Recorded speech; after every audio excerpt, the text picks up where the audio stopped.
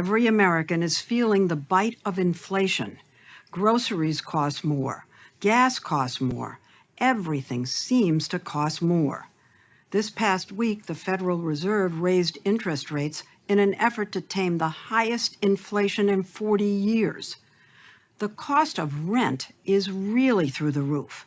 Residential rents across the country went up an average of 15% last year, nearly twice the overall inflation rate. That's particularly painful for tenants because according to Census Bureau data, they now often have to spend as much as half their total income on rent. Why are rents rising so much? Well, it turns out that big Wall Street firms are playing a role. But we found the fundamental problem was years in the making and will take years to fix. Hello, ladies and gentlemen, and welcome to Real Estate America News. I am one of your hosts, Mr. Jake Wolf, and today is a brand new day. It is the 5th of April, and we are pleased to go ahead and be here with you. This is our first debut for Real Estate America News. Once again, I am Jake Wolf, and I'm going to introduce my wonderful and esteemed co-host, Mr. Nicholas Sakis. How are you today, Mr. Nick? What's up, my friend? I'm excited. This already feels nice, right? We got a breath of fresh air. We got a nice little intro.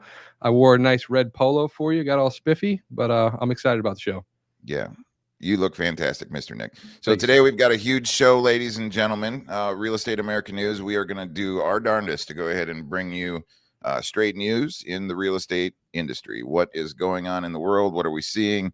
We're going to bring in a lot of different highlights and clips from different mainstream news. We're going to have some opinion pieces, and we're going to talk about things that we feel are relevant to what's going on right now and how you can be blessed and unstoppable to put these things into your mind toolkit. So, Nick, today we're going to go ahead and talk about the rise in rental scams across the whole United States of America. I didn't realize how big of a situation it was, ladies and gentlemen, until I saw that 5.2 million people over the last 12 to 24 months have gotten bit by some of these rental scams out there and actually lost some money. It's a real problem. Yeah, we're gonna talk about the economic shock hitting the housing market. I know that's on top of everybody's head. We dug in a little bit, and one news piece said, "Are we in a housing bubble?" Another one says, "Oh no, we're not." So there's a lot of confusion that's happening out there in the industry. So stick around for segment 2 of the show. And also another interesting thing, Mr. Sakis, 1.7 million vacant homes in Florida. Yeah, how about that? 1.7 million. That's quite homes. A clickbait title, I think, right? How much Quite validity is there to that? We'll find out. And that's just Florida. We're going to talk about Texas, and we're going to talk about California, New York, Michigan, and we're going to really run through those statistics. And we've got some amazing guests here today. We're going to be talking with Mr. Chris Manka. He's a tenured EXP agent out of Central Florida, so we're going to really dig into what's going on in his marketplace.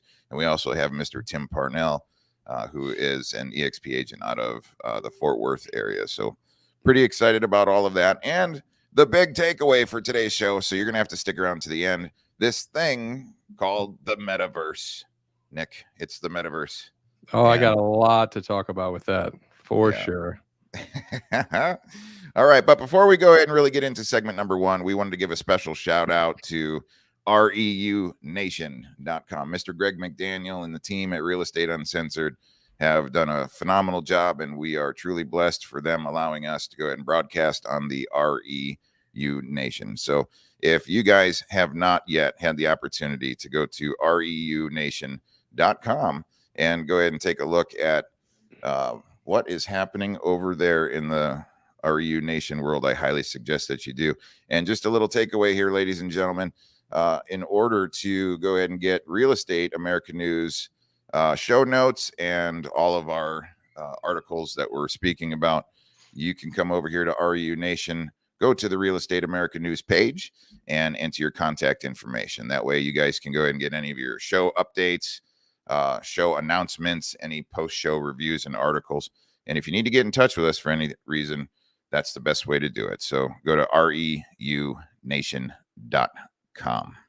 So with that being said, Mr. Nick, why don't we start talking about rental scams. Rental scams. I've got a very important clip that I want to show everybody to kind of give you an idea of what's being talked about right now in the mainstream news. So here we go. Renters beware. As rent continues to rise in a tight housing market, scammers may be looking to take your money. According to apartmentlist.com, 5.2 million U.S. renters lost money from rental fraud. Lachelle Yates is the director of communications for the Better Business Bureau. She says a scammer could have one of two goals. They are either trying to get your money for a property they do not have the ability to rent, or the scammer may be hoping to get your personal information. We had a renter here in the Triad who reported to BBB Scam Tracker that she had filled out a rental application, including her social security number. And she says that the landlord ended up taking out a line of credit in her name. Yates says scammers often bait potential renters by posting stolen pictures from real rental listings. Don't be baited by the sense of urgency, whether it's a sense of urgency on your part because you found the perfect house or apartment, or you need to move in for some reason, or the sense of urgency on their part that they have a whole list of people out there who want this place, so you need to act now. Wouldn't that be wonderful if all of a sudden you saw on your credit a brand new line of credit opened up?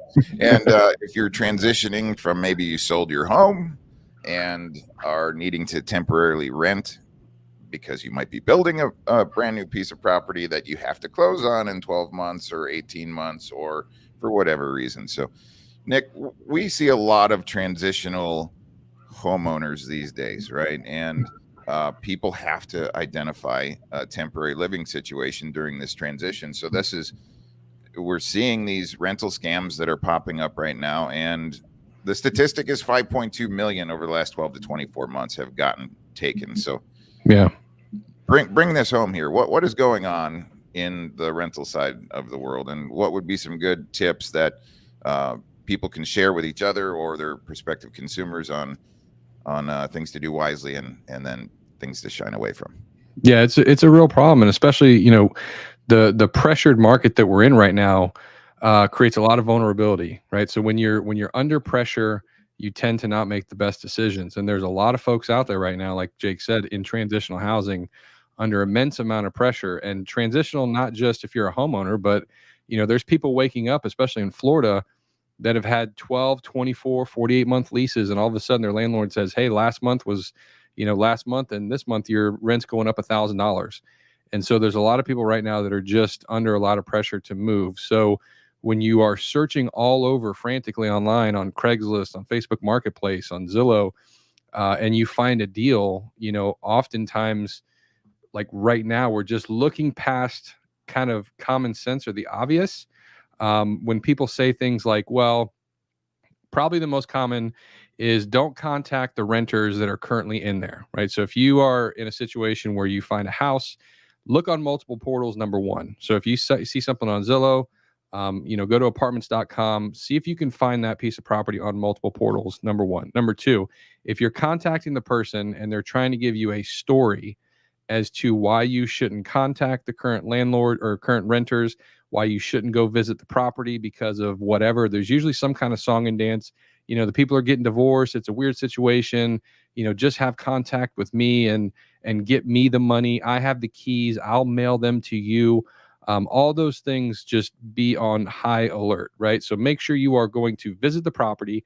Make sure you can see somebody in person. Never mail anybody, wire, anything like that with promises of getting keys in the mail, because the keys will never come. This isn't anything new. I think there's just a lot more pressure in the market now. There's always been rental scams, but now not to this extent, right? Because there's so many people looking for rental properties right now. But just try to use as much common sense as you can. And, the interesting part about this, I think why now this is more relevant than it's ever been, is because we're so used to making big purchases through our cell phones now, right? So like if you were to go back 10 years, right, people were nervous to buy a $1,500 or $2,000 TV on Amazon on a credit card. Like it wasn't inherent in our nature to have a big ticket item swipe a credit card. Now with the advent of 1-hour delivery to your house. We are not afraid of swiping or sending a bunch of money to another location that we don't necessarily see in person.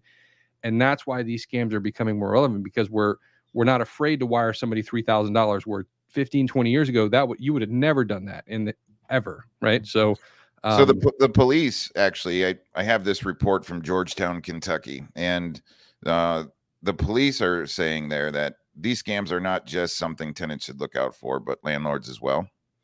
On the tenant side, police say that the scam usually involves having to pay the deposit without seeing the property, while the supposed owner says they'll mail you the keys, right? Yeah. And so, spoiler alert, the keys never come, and the tenant is out of money for the property. And often it isn't even theirs in the first place. Pretty shocking. So some of these tips, straight from the Georgetown Police Department: meet the property owner in person, right? That's always a good thing to do. Yeah. Shake some hands with people, make sure it's a legitimate deal. Meet the property owner at the rental property. Do not pay online at all whatsoever. A legitimate cashier's check for down payment. That's something that you can always go ahead and reference and keep in your pocket. And again, the multiple portal thing, sorry to cut you off, Jake, but like, type in the address. If you find it on Facebook Marketplace, if you type in the address, you might see that it's a house listed for sale on Zillow, right? If it's listed for sale and also a rental, like, that happens, but not all the time, right? So I think the moving process in and of itself, it's so stressful and it's such a hassle for so many people. And you feel upended and unsettled, and you just want to get into some type of rental living situation because that's what you're choosing to do right now. So there's always that urgency. Families get tired, kids have to go ahead and get enrolled into school. They need that. So these scammers are really working hard, ladies and gentlemen, and they're using a lot of places like good old Craigslist to go ahead and find ways to go ahead and get you into the mix. Quite interesting. So, Nick, real estate agents are licensed professionals by the state, federally. They have a code of ethics, and real estate agents assist with finding people rental homes, right? So, talk to us about that a little bit. Why is it important? Tony just popped in there and said, rent tip number 1, get a legit real estate agent. So for sure, like, if you have a friend that only sells houses, or you think only sells houses, like, let them be a sounding board for you, right? Tell them your situation. There are plenty of agents, like, in our Keller Williams marketplace, there's probably 450 agents. Probably 10% of them are doing some sort of rental activity. There's some type of property manager on staff. Like, people in real estate can give you solid advice and or do some investigation for you. And especially, there are listings of rentals in the MLS. So, we might be able to find, or an agent that might be able to find a rental that's in the MLS. It's not active on Zillow or on Facebook or what have you. So if you do have a friend in real estate, I'd recommend you have them be your sounding board. Don't, feel like you're bothering them in any way. Just have them assist you just as a friend, right? Hey, does this sound too good to be true? What should I look out for here? Yeah. So, ladies and gentlemen, and any licensed real estate professionals that are listening to us today, I highly recommend that you use this as an educational resource and get it out to any prospective transitionary customers of yours so that they're in the know. Last thing that we need to be doing right now is donating extra dollars to scammers when we could be using it in a more resourceful way, such as gasoline for our vehicles. Yeah, outstanding. Okay, so segment 2 here, ladies and gentlemen, the economic shock hitting the housing market. And today we have Mr. Tim Parnell that's going to be joining us to talk about this. So I'm going to go ahead and bring up Mr. Tim Parnell to go ahead and introduce everybody to him. Mr. Tim Parnell, hello. How you doing? Good to be here. Absolutely. Ladies and gentlemen, Tim Parnell is a licensed EXP real estate agent out of Fort Worth in the Dallas area. He's been an educator in the school systems previously for a good strong dozen years, educating our wonderful youth. And also, I just recently met his business partner in the Patriot Wealth Nation. He and Mr. Ed are doing some fantastic things to go ahead and help people really understand what they can actually do with some of their financial resources in these unsteady economic times. So, Mr. Tim, thank you for joining us today. But before we get going further, part of this piece, I wanted to bring in the CEO of Reology Holdings that was getting interviewed by CNBC. And let's go ahead and hear what Reology is thinking about doing right now in these days. Ryan, thanks for being with us today. I mean, Reology oversees quite a portfolio of real estate brands. And so across different price points, across different markets here in the U.S., as you do see mortgage rates climb back above 4% very quickly right now, and home prices continue at these fiery increases, what do you expect in terms of how that scenario evolves through this year? Well, first off, Morgan, thank you for having us. Look, when we look across what we're seeing with Sotheby's International Realty, Coldwell Banker, Century 21, and many of our other brands, what we're actually seeing is demand is still incredibly high for homes. And we are seeing the mortgage increase you talked about put a little bit of a damper on home resale purchases and sales. But the really high demand still seems to have sales higher than they've been for like the past decade or so. So we expect in 2022, there'll be fewer units sold than 21, but the 22 number is probably going to be higher than, say, 2010 to 2019 was. And then we also expect the increased prices that you continue to see, given that supply and demand imbalance. So where do you see that demand continuing to be the most robust? Is it the higher end of the market, given the fact that we know first-time buyers, for example, are getting priced out and there's affordability issues, as well as investors competing for some of these properties? Well, the demand's pretty strong across all parts of it, even with some of the issues at the first-time buyer level. That's the place also where the inventory is the least and the competition's the highest, and so the supply-demand mismatch is almost the biggest. Oh, the supply-demand mismatch. It's pretty interesting to go ahead and see, and we're going to keep a close eye on everything that's going on, ladies and gentlemen, as this unfolds, and we bring you the news every single week. And one of the things here with Fortune.com, and we wanted to bring up this article here. Here is April 3rd, the economic shock hitting the housing market just got bigger, right? So it's a very interesting article. For those of you that want our show notes, this will be included into it. So bad news for home buyers that already have big economic shock. Got even bigger last week. On Thursday, Freddie Mac reported that the average 30-year fixed mortgage hit 4.67%. Just 1 week earlier, the rate was at 4.42. And meanwhile, back in December, it was at 3.11%. So very interesting here to go ahead and think about any of the new home buyers or transitionary, right? Right inside of this article here, it really kind of brings it home. A borrower who took on a $500,000 mortgage at 3.11 rate would get a monthly mortgage payment of $2,138. At a 4.67 rate, guys, that's $2,584. And over the course of that 30-year mortgage, they're looking at paying an additional $160,698. Tim, Yep. What is going on right now? What is the Fed doing? Why are they doing it? What are home buyers looking at right now? Break it down for us.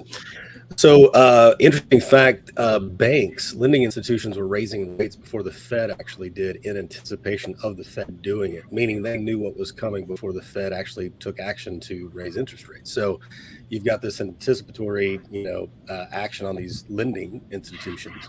But how does that affect the consumers? As you heard it in the article, well, it's affecting them directly because what they could have qualified for a month ago, they can't qualify for anymore.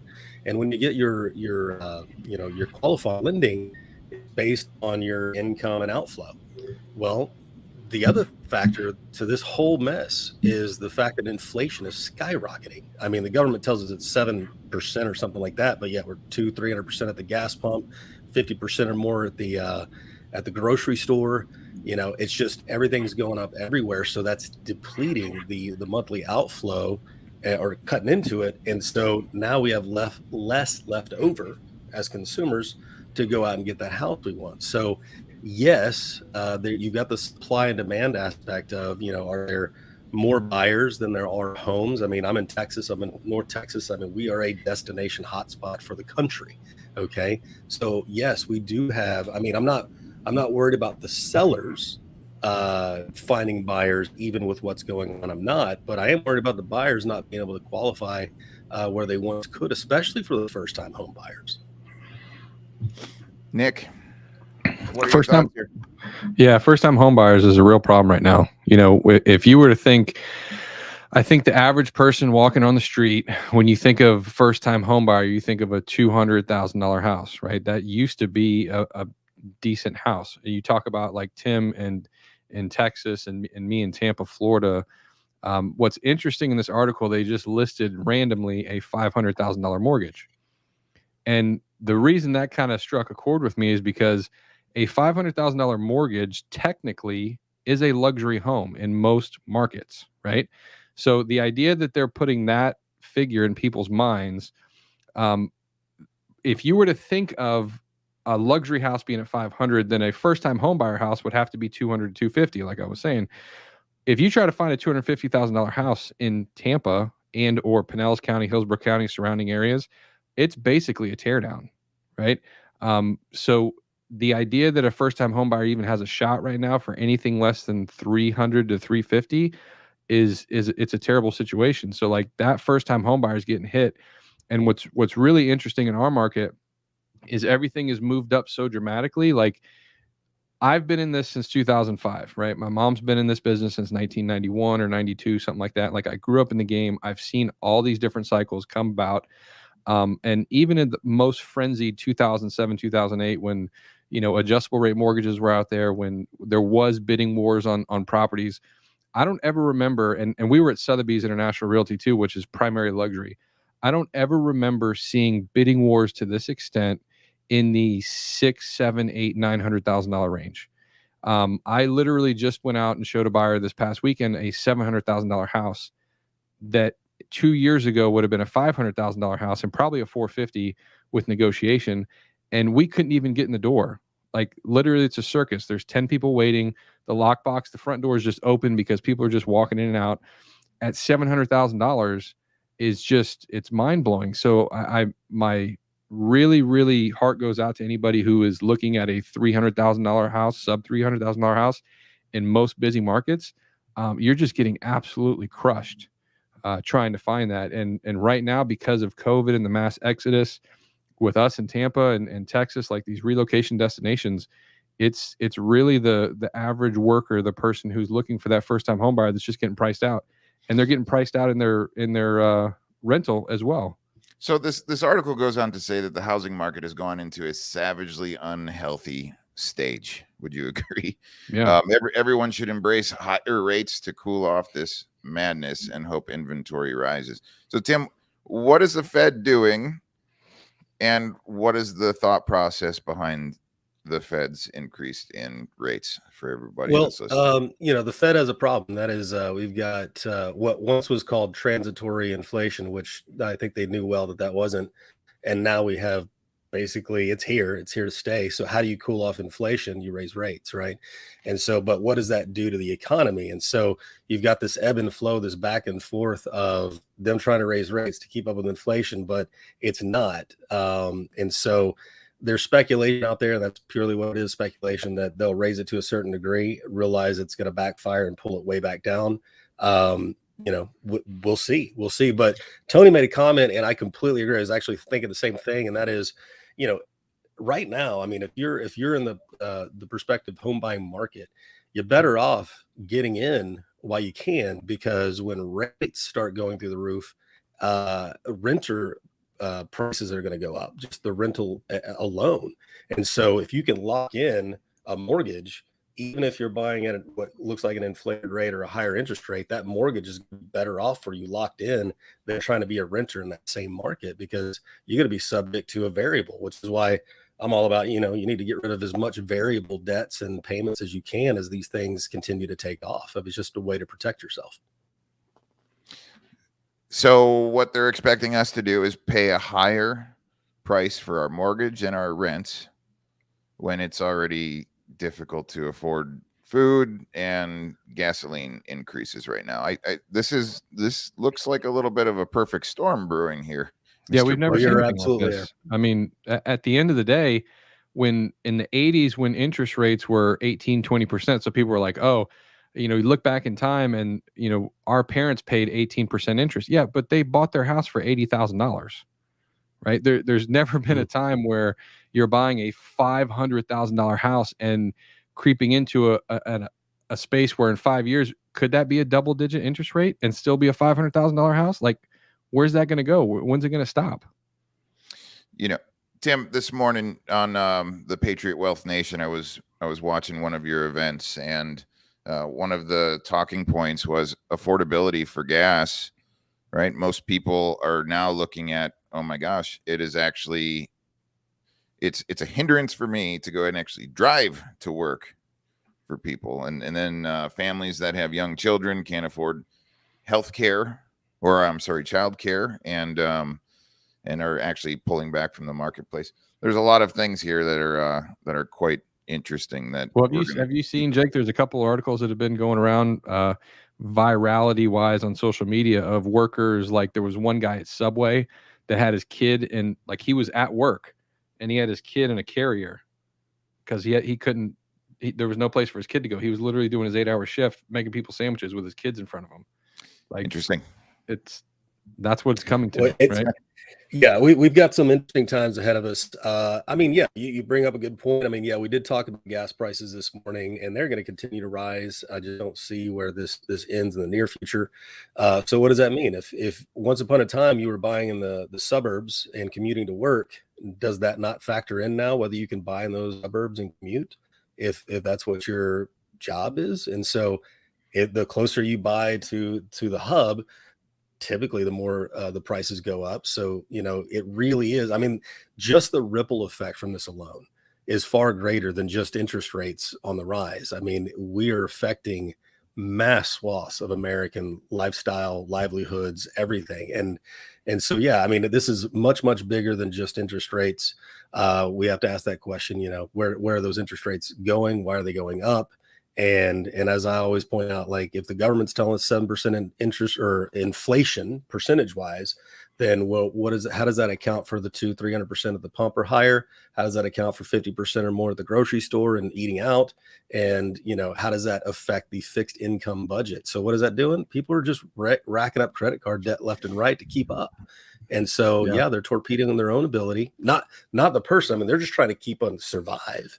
Right. Yeah. But it's obviously making it much more difficult to become a homeowner in this environment. So, Tim, thank you very much for blessing us today with this. How can people go ahead and get in touch with you? Because I think this type of information is critically important. Where do they go to find you?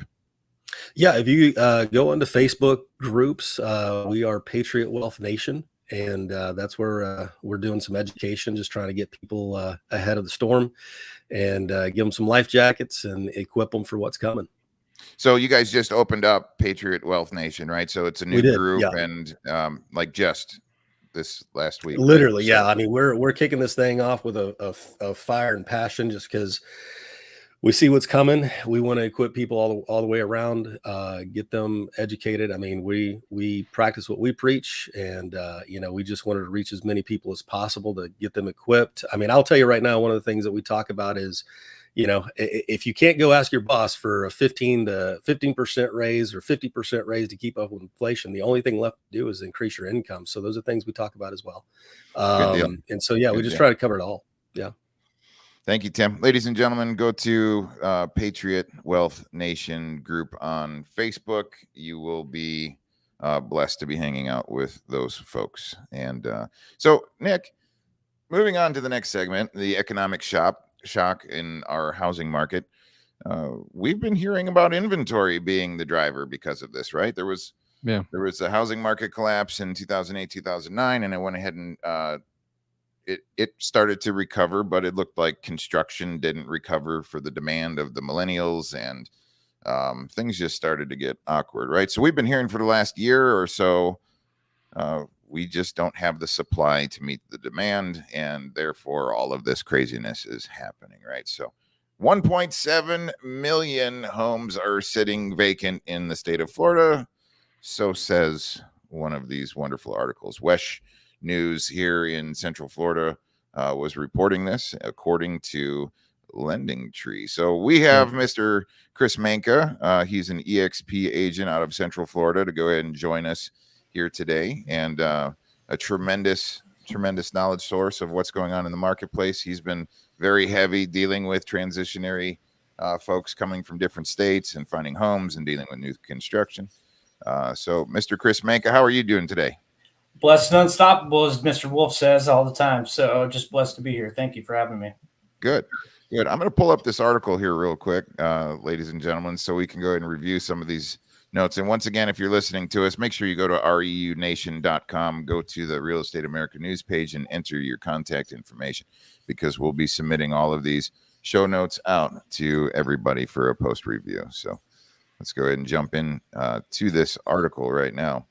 1.7 million homes are vacant in Florida.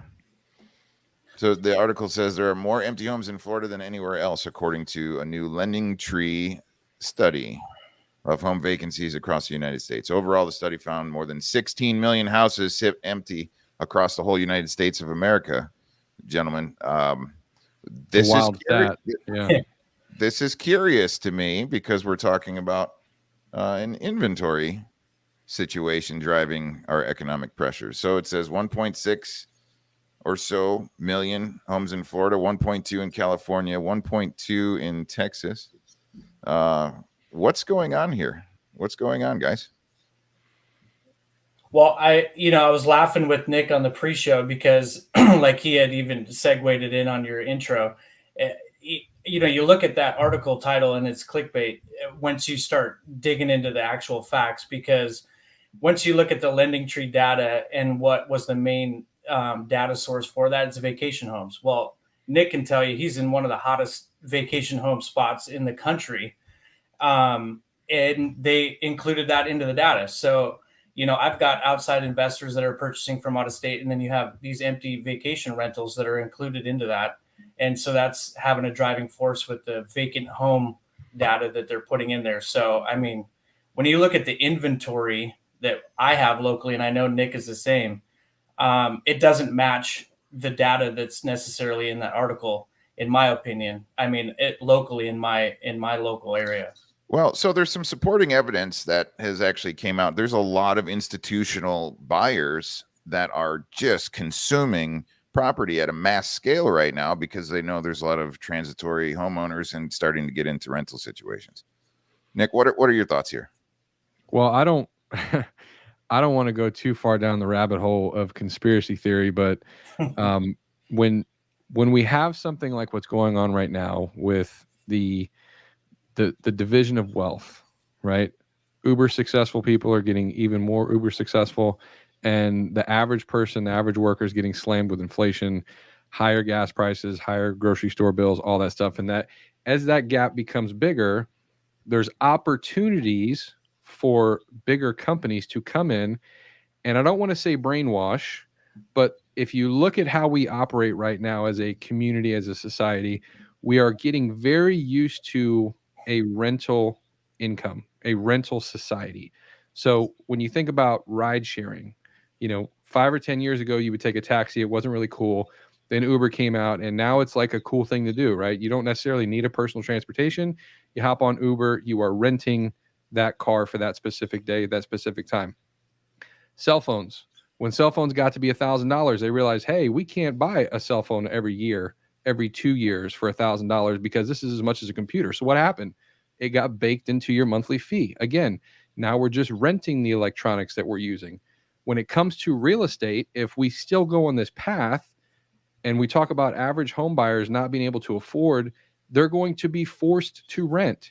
So if we know that this isn't changing, if we know that the tide is turning in this other way, what better way for institutional investors to capitalize on that event 5-10 years from now than to say, hey, it's okay to just rent, and we have all these homes. You're finding it really hard to get an asset in your own personal name. We have 20 homes available for you in your market. All you got to do is rent from us. Interesting. quite interesting.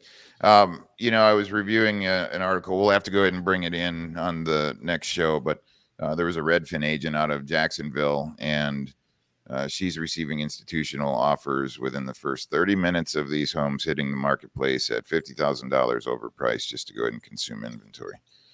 So it's quite interesting. Listen, So there's guys right now in the field that, you know, I have friends, wholesaler friends, flippers, who they're not getting into the game. They're not flipping a house to go to an end consumer. They're selling to these institutions. They're getting a higher dollar amount, selling to an institution who's going to go rent it on, you know, in purgatory. And that's the game now. Like, why would I deal with an individual customer when I could just flip this house? I know in 25 days, I'm going to get this institution to buy it for exactly what I want, even more so than I would get from an original owner or you know, takeover owner. It's quite a game. It's very interesting. Well, if you look at the supply and the demand, and then you look at where we're at with these new home builders, you're getting a lot of that consumer where you've got these people that can go into, say, a Pulte or Taylor Morrison, snatch up these with a low deposit, wait for it to be built, and then they're selling to those institutions within 10 months, wholesaling new construction, and not even having to hit it on the market. And then they don't have to deal with any of those, you know, outside, you know, clients. And it's really jacking. I mean, within 8 months, well, even just in my local area, 4 months, I mean, I've seen homes rise in multiple six figures. So it makes sense for these people to, you know, go into that kind of a market when they don't have to deal with, you know, quote unquote, the client, when they can go to those institutions and sell those homes and flip them and wholesale new construction, you know, which then drives the inflation up. And then you get into this where we're at in Central Florida, you know, and you probably see this too, Nick, you go into that rental conversation, you know, that hourly rate for an employee hasn't caught up to the home value yet. So it's forcing these people to have to rent, but now they can't even afford rent. You know, I'm looking at three twos at 25 a month. And well, right. It used to be you know, the average rule of thumb before all this happened was $1 a square, a little bit under $1 a square, right? An 1,800 square foot house was $1,800 to rent. In my area, it's 2.5 times. Oh yeah. Sometimes 3, multiple of 3. So you got a 3,000 square foot house. I mean, who's renting that, right?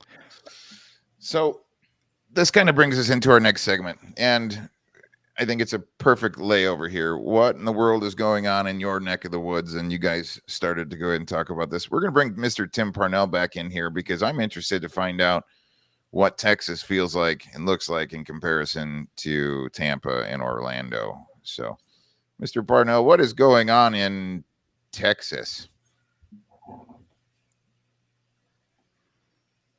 Did we lose Tim? Well, as I stated before, I think it's no secret that Texas is definitely a destination migratory state to get to from, you know, coast to coast. People are coming here. I talked to a lot of Californians. I talked to some New Jersey, New York people that have reached out to me. And, you know, the question is, you know, well, and I will tell you this, as far as Texas goes, and this is for listeners, depending on where you are, the question I get is, hey, Zillow tells me that my mortgage would be this. Is that right? And the answer is absolutely not, because Texas, you pay your taxes with your home purchase, right? So I'll inform them there's that, but you're probably looking at an additional maybe $500, $600, $700, maybe more, depending on the price of the home. On top of that, what is the suggested potential mortgage rate? And that is usually a massive sticker shock for people, because they're looking at houses going, I can afford that, I can afford that, I can afford that. Then they talk to somebody who's boots on the ground like myself and go, oh, wait a minute. So no, I can't. I mean, maybe not. And so you have to have a real conversation with people. But as far as the market, I mean, you know, if you have to sell, it's a hell of a time to sell. Okay. If you have to buy, it's a heck of a time to buy because of the competition. I mean, I just did we were talking, Nick was talking about the first time home buyer price point. Just listed a house last month. We came in at 200,000, and we took we took 227 on that house. So $27,000 over. That was a cash offer. And we had 30 offers to sort through on that house. And it was from I would say the majority of them were actual first-time home buyers, families, single people. Maybe a couple investors. But are you seeing the same the thing with competition. rents? Are you seeing the same thing with rents in your marketplace, just going astronomically Yeah, high? so rents are absolutely going through the roof. I mean, they're going up. It's harder for people to qualify to get into those homes because we have so much competition for even the rental properties that the landlords. I think we might have just lost. Yep. Tim. Chris, quick question here. You were talking about Lake County, Florida, and you were at one of the zoning commission meetings with the local folks there. How many new home permits did they just go ahead and approve? 50,000 new homes. I mean, the population of Claremont right next door is 60,000. So you can already see the growth, because what's happening is it's expanding outside of the Orlando metro area, and the prices are going up. The median home price in just Winter Garden last year was $399. Right now it's $599. I mean, you compare that to overall in 12 months. In 12 months, and then you compare that to Florida, overall is like $280. So you want to talk about inflation in home prices and pricing people out of the market. I mean, for like Tim said, if you're a home seller, I mean it's good, but trying to scoop up a place, to replace your current home, I mean, is going to be a tough place, because now the interest rates are up. I've got buyers that I told 6 months ago, get in the game now, and now their qualification is way more significantly lower than what it was, 6 months ago. And they're sitting here going like, well, crap, they may have equity in the home, or they want to buy investment properties, but now, with the interest rates, it's going to price them out. So, I mean, the pricing here is just, it's nuts. So new construction is rampant in Florida. And I remember back before the housing market crashed in the mid 2000s, people were just building like crazy, right? It was pre-construction investments, and there was a lot of that talk. And back then, as you know, most of you gentlemen, you could breathe on a piece of paper and get money from the secondary note market and financing and adjustable rate mortgages. Chris, what's going on with new construction in Florida, and what is the game there for people? I mean, that's an option, right? So you move from New York to Florida, you choose to purchase an existing home that's in the inventory and get in and start competing with all of the rest of these folks, or you go the new construction route. Tell us about that. So with new construction, I'll tell you, get with a realtor that's got a good relationship with the sales force at whatever builder you've decided on, because you can beat that wait list. But for instance, in my neighborhood, so a year and a half ago, actually, like say 4 months ago, there was a vacant 1 acre piece of property on the lake that sold for $500,000. I just met with one of my buyers in the sales office in our development, that just what was it, 70 by 120 that doesn't have lake access or barely even a lake view. The lot prices are $400,000. So if I'm going to give you any advice, buy now and get in, because it's not going to get any cheaper, with the interest rates, and it's just pricing people out because of the market coming in from out of state is what I'm seeing. Nick, is that happening in Tampa? Yeah, I think right now you have to really make a conscious decision.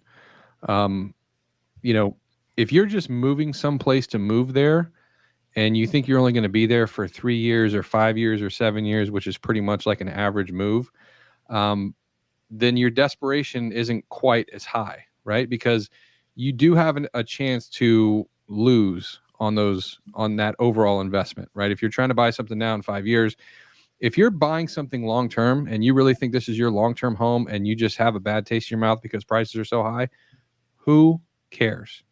Get it in, buy it now. If this is your forever home, if you're building a family, if you have no intention on, moving out of state or taking another job somewhere, you have security, like, don't pay attention to all the nonsense right now, because 10 years from now, there's going to be another cycle. 20 years from now, there's going to be another cycle. We're at a time we've never seen before. But if you're blitzing into this and you're only going to be at that house for a year to 2 years, like, be careful, because we don't know what's going to happen in a year to 2 years. This could all crumble. You could lose your ass. Pardon my French. If you're there forever and that's your investment and you want to build a family, like by all means, find a deal now and get in for sure. I think people need to focus as well on economic pressures and employment pressures that are hitting their families too. So purchase wisely. Tim, I think we have you back there. Your feed cut out for a quick second. So is this the same story that you're hearing down in Texas? Ultimately, is it the same kind of phenomenons? And what does the job market look like down there? Job market is killer. I mean, we definitely are a hot spot for people coming to Texas for work. I will say that about middle last year, I watched just in one neighborhood alone, the value of the neighborhood went up about 30% in about 6.5 weeks, just because how many homes sold and closed, and then raised the potential sell price of this after that, and on and not stump celebrate. I mean, this is, what does it tell me? I mean, what's happening to the value of your dollar? Is your house value going up, or is there something else going on? And so these are just things we got to think about. But I'm yeah, I mean, curious. If you just got cash in the bank, and I'm curious to go ahead and keep an eye on this inventory situation. I think we should all go ahead and expand on it a little more and dig in and find out and keep an eye on it. So if you guys see something that's going awkward there, please let us know at Real Estate America News. All right, we're going to move on to our next segment here, the wonderful big world of the metaverse. But before we do that, Mr. Chris Manka, thank you so much for joining us here today. And how can people go ahead and get in touch with you if they're interested in coming down to Central Florida, need some assistance with real estate, or if any other real estate professionals are out there and need a good, solid contact here in the marketplace? How can people get in touch with you? Yeah, Instagram, Chris Manka, Facebook, Chris Manka, and then chrismanka.com. And then my cell phone number, 707-685-6254. Give me a call and we'll make it happen. If anything, we'll have a beer together. Sounds good. Outstanding. Thank you, Chris. We appreciate you. Nick, what is this thing called the metaverse? Well, we're kind of in it right now, right? Oh, it is. It's kind of an interesting place. What is going on with this metaverse? I hear people are purchasing digital real estate in this metaverse. It's quite interesting. It's pretty wild. You know what? Let's go ahead and find out what's going on here, guys. What is this metaverse, and how much are people purchasing digital assets? There's a land rush happening, and it's not in New York City or Beverly Hills. Early speculators, professional realtors, and celebrities are buying up virtual land for millions of dollars, creating huge hype around real estate in the metaverse. In November 2021, crypto investor Tokens.com made headlines when it bought $2.4 million of virtual real estate in Decentraland. A week later, Republic Realm paid $4.3 million to buy land in the digital world of Sandbox. Real estate moguls Tal and Oren Alexander said they'll be developing and selling virtual luxury real estate. Celebrities like Snoop Dogg and Paris Hilton are also diving into the digital land grab. In fact, real estate sales in the metaverse surpassed $500 million in 2021 and could double in 2022, according to data from Metametric Solutions. The metaverse is a multi-trillion-dollar opportunity that's going to change the way most consumer technology is used. People don't quite see this yet, but it's the next iteration of social media. It's the next iteration of computing, education, advertising, and shopping. Skeptics warn that putting your money in these highly speculative investments is a risk people shouldn't take lightly. And so you might buy land in a metaverse that nobody else buys land in or doesn't want to, or even in a worst case scenario, you might buy land in a metaverse that doesn't exist in the future. If it continues the way it's going, it is most likely going to be a bubble. You're buying something that isn't tied to reality. It doesn't make a lot of sense, except it may satisfy somebody's desire to participate in some gaming activity. So is the metaverse real estate boom the next big thing? Or is it just the latest bubble ready to pop? You know, entrepreneur.com here also has a really good article on the metaverse and will it upend real estate assets. Are you ready? So, ladies and gentlemen, to go ahead and get these show notes, go to REUNation.com, go to a Real Estate America News page to enter your contact information to get all of this stuff. But You know, Nick, this article, April 4th, it really reads forward and starts talking about remote work, right? And I see a lot of people transitioning from the pandemic. I see people now reevaluating their homes, and now the metaverse is taking advantage of these types of opportunities to do it. And I guess logistically, would make good sense to have a workforce that is remote in some cases, right? But what is going on in this metaverse? Why are people buying these assets, Nick? I am curious to go ahead and hear your thoughts on this, because I know you're already building some avatars. Yeah, I could do a whole hour. We could probably just have a whole show just on this, right? It depends on who you talk to, right? If you think about the younger generation coming up that was involved in online gaming, like that generation, 15 years old, 12 years old, all the way up into their 20s, they're very used to these digital spaces. So this is going to come so naturally to the next generation of, hey, instead of going to the Apple store in the mall, I'm just going to log in and go to the Apple store in the metaverse. I can talk to a salesperson. I can look at the showroom. I can look at the shelf, see the different features. Someone can help me in collaboration. And then I can just hit my buy now button, and Amazon will deliver my package in an hour to my doorstep, and I don't have to go anywhere. And so when you think about the evolution of shopping, like that's what's going to happen. All malls are going to be Amazon fulfillment centers, and you're going to do all your shopping online, just in a little bit more inclusive, if you will, right? So that's like from a higher level. If you were to wrap your mind around, if you're 40 years old and you're like, what the hell is all this NFT and all this crap? Like, your life is going to change in that way, where you're going to be doing a lot of this communication and everything online. Or just think about it this way, right? If you were to put on some goggles and now you can rent a room at Disney World, and your whole family could be there, and you can collaborate, your sisters, brothers, uncles, cousins who are in different states, you can all sign up and be at this same hotel room with the same views that you would have. Instead of paying $1,000 a night, you pay, $100. Wait a second, but I'm not there. Have you ever put on VR goggles? I don't know if I want to tell anybody that I did or didn't. Yeah.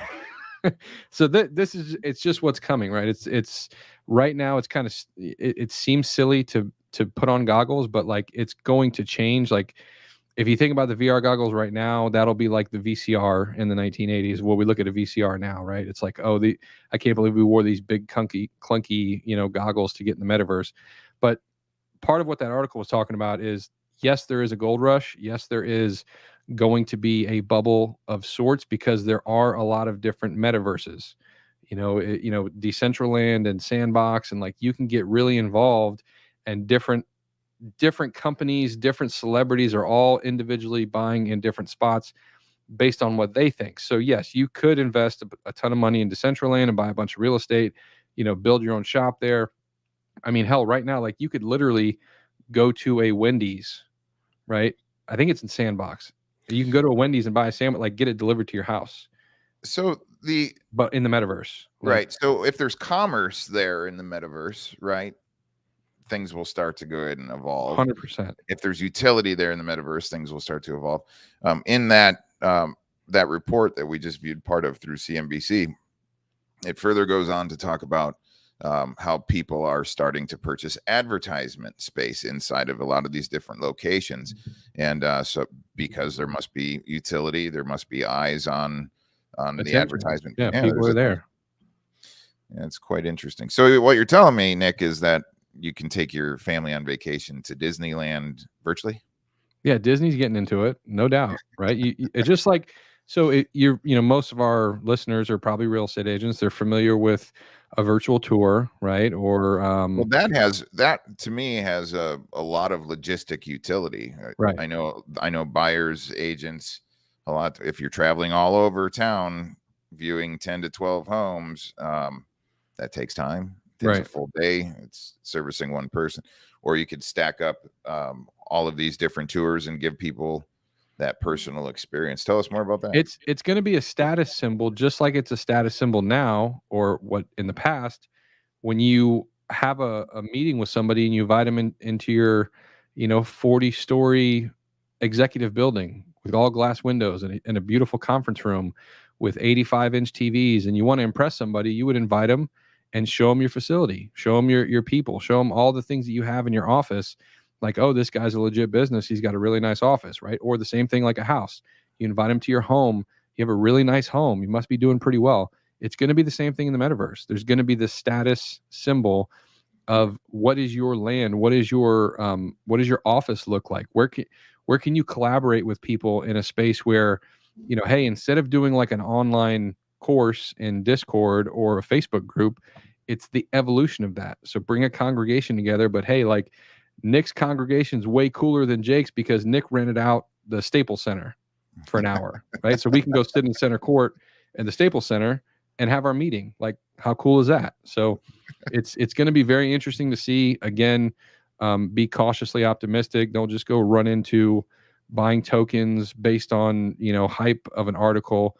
Do your research. There's plenty of opportunities. This is like super, super ground level, but start doing some research on what this really means and what this is going to look like. We're going to have to get Mr. Tim Parnell and some other economists back on to go ahead and discuss the metaverse a little bit more in depth. So, ladies and gentlemen, thank you so very much for being with us here today on our promo, our featured Real Estate American News event. We are going to be bringing it to you live every Tuesday and Thursday.